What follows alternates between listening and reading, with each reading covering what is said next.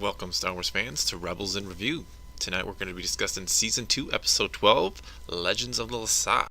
This is going to be a spoiler review, so if you've not seen the episode, turn back now.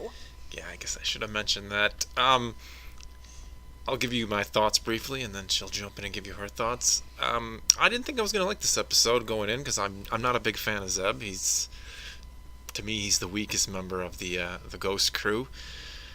Maybe not weakest physically, but just weakest in terms of he's the most cliche. He's the big brute, and we haven't really learned much about him in the last season and a half. But I was surprised. I actually enjoyed this episode. I enjoyed mainly Hondo, who I loved in the Clone Wars. I thought he was brilliant again in this.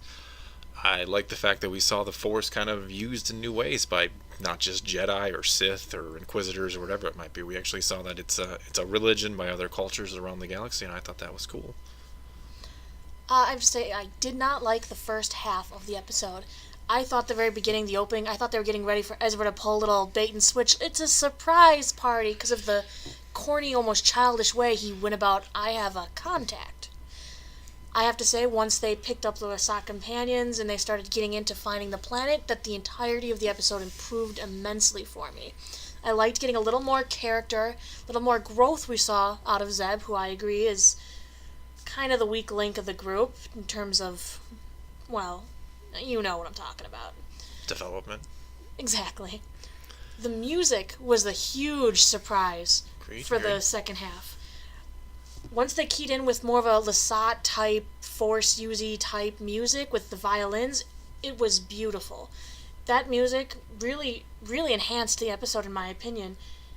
The one drawback, nobody at the end, after they reached this new planet, thought maybe we could talk to Lasat about using this as a new rebel base, as they have the coordinates and it seemed almost impossible to get through if you didn't already have a Lasat companion. What do you think?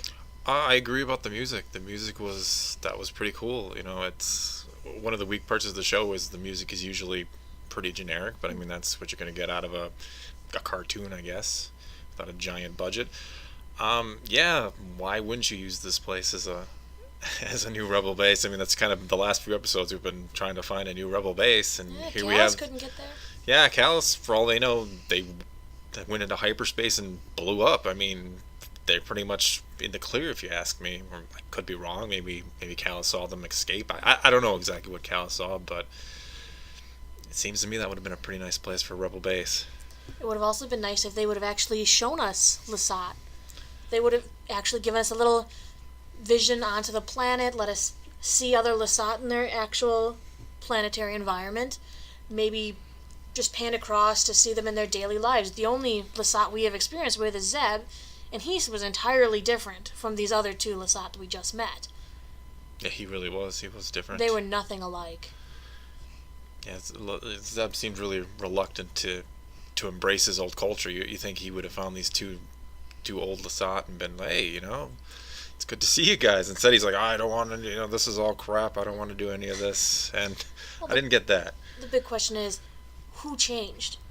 Did he change, or did the other two Lasat change? He's remembering them as a warrior race, and they are nothing like that. So there could always be the fact that they changed, and he didn't want to change because that's what he knew. True. Overall, I don't know that this episode added too much to the story itself.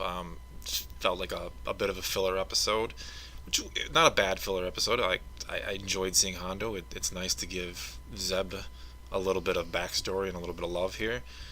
I guess my problem is, after seeing that season 2.5 trailer, I'm ready for Darth Maul. I'm ready for Ahsoka Vader. So everything until I see that is just kind of be, a little bit of little pregame, not the main course that we all want. So still pretty good. At least the episodes they're using as filler for this season seem to be character development centered. Not some weird, we're gonna have a little buddy time and go look for a Maluran fruit. No, we're gonna give you a little in depth. This is a little more information on Hera. This is a little more information on Sabine, a little more on Zeb. It's giving you that in depth that makes you fall in love with the characters, and that's what we needed. So I guess we're gonna wrap this up.